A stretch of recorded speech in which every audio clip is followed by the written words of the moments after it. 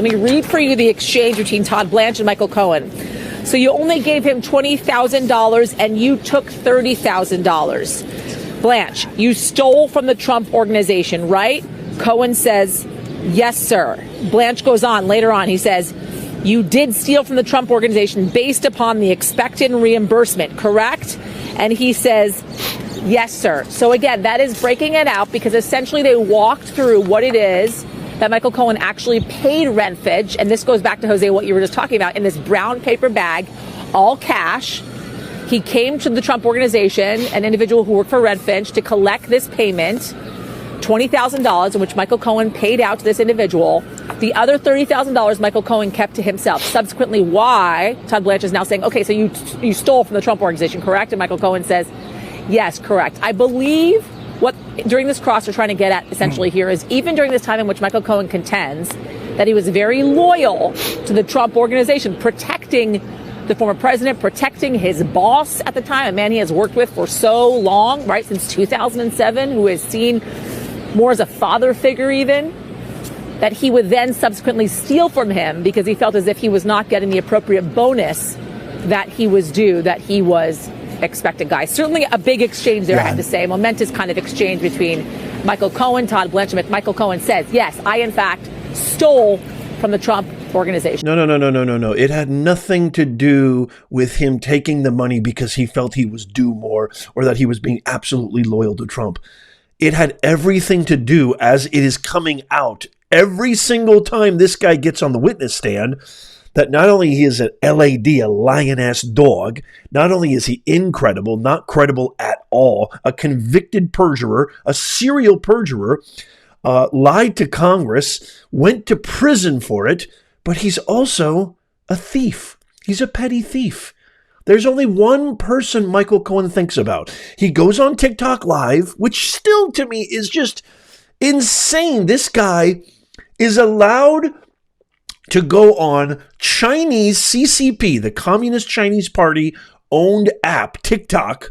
He is allowed to monetize and sell t-shirts of the defendant in this huge trial behind bars. A t-shirt of him behind bars. He's able to sell that on TikTok, going live, talking about a case he's not supposed to be talking about, warned by fake Don Juan Merchan, the judge, warned by prosecutors, warned by every legal aspect of this case, that you cannot talk about this case. You are essentially ruining the integrity of this case by doing that, which is completely contradictory because Trump is given a gag order. He can't post anything about this.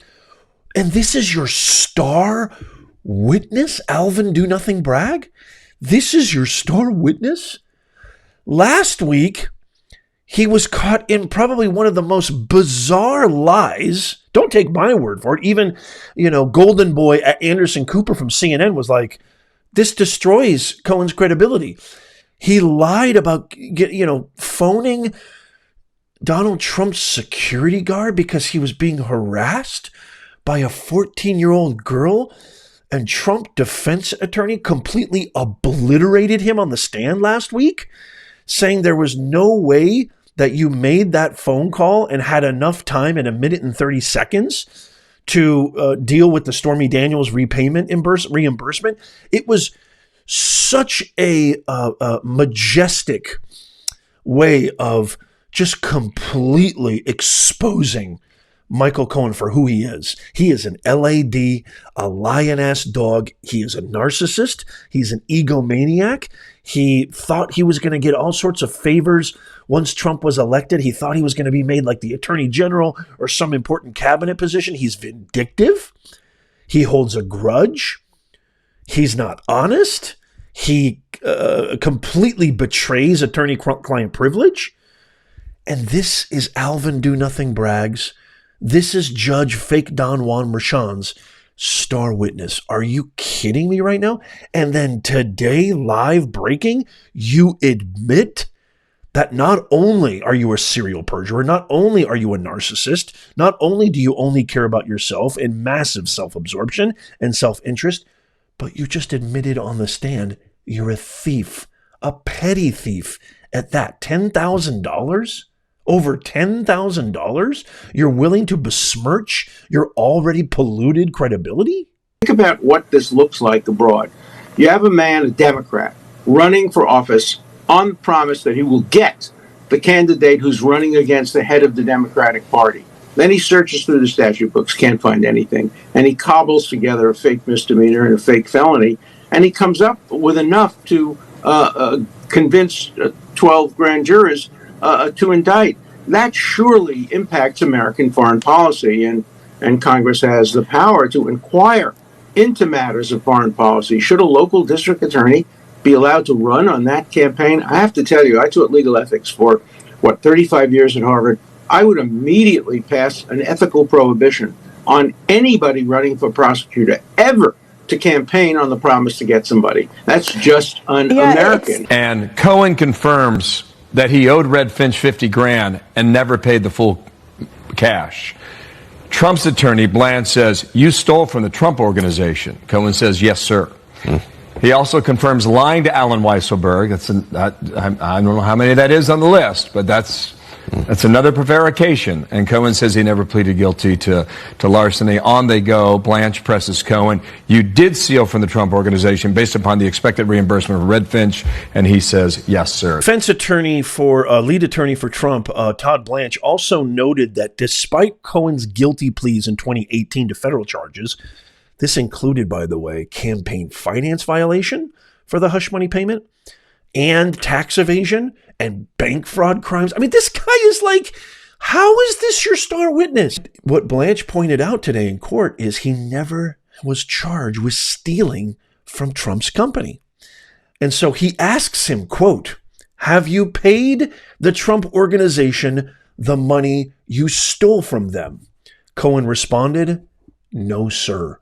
What a shock. Description of Trump in the courtroom, this is the Associated Press, so I don't know how accurate this is.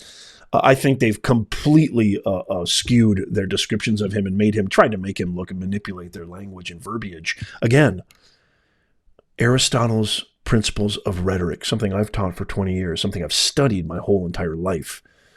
This is the power of communication. This is the power of audience, purpose, message.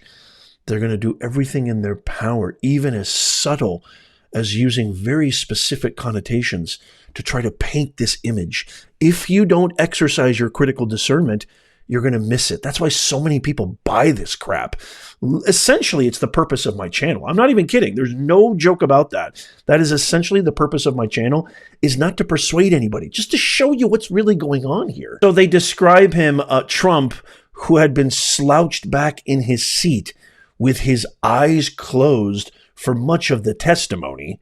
That's today. They've been saying that he fell asleep, which is a bunch of BS.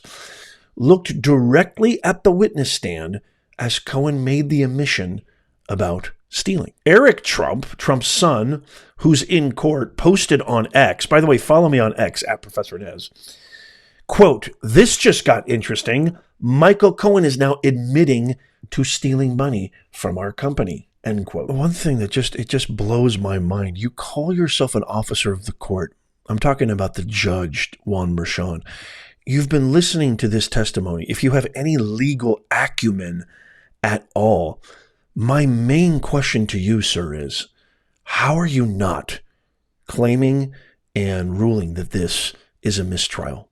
How are you listening to this testimony, which the entire prosecution's case hinges on? How are you not listening to this and going, enough of this charade, enough of this circus?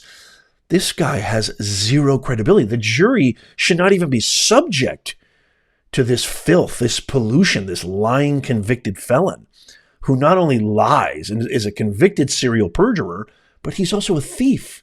How are you listening to this and you're not ruling this a mistrial? It makes absolutely no sense to me. Stick around because I'm going to cover the entire day of this hush money trial. A lot of things are slated to be happening this week.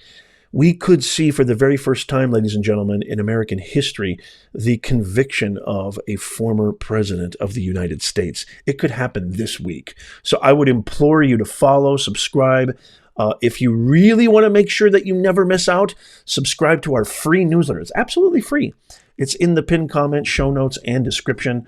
All you got to do is just click on the link, give us your best email, boom, you're in. You'll never miss out on another current event, top story, live breaking news as it happens without any bias. Stuff that mainstream media won't cover. It would behoove you, I implore you, become a Nez Nation member. But I want to hear from you also before you go. What are your thoughts on this? Why do you think Judge Merchan, the fake Don, has not ruled this a mistrial? Why do you think that this is continuing? Why do you think they picked Cohen to be their star witness? What has he done besides damage the entire prosecution's case? What is the purpose of this? One thought is this is blatant election interference. Another thought is that they're doing everything that they can to try to get this guy in jail before the election, which again is election interference. Another camp thinks, oh, they're on the side of righteousness. This guy committed crimes. This guy has committed multiple crimes, even though all these trials now have been pretty much, all these indictments, all these cases that have been brought against the former president have been proven time and time again by legal experts, legal scholars, legal professors that this is all just bupkis. It's completely moot. It's all garbage. But I want to hear from you. Let me know in the comments down below. Check out these videos coming up on the screen right now, especially this one I posted recently. And as always, God bless you and may God bless America. I'll see you soon.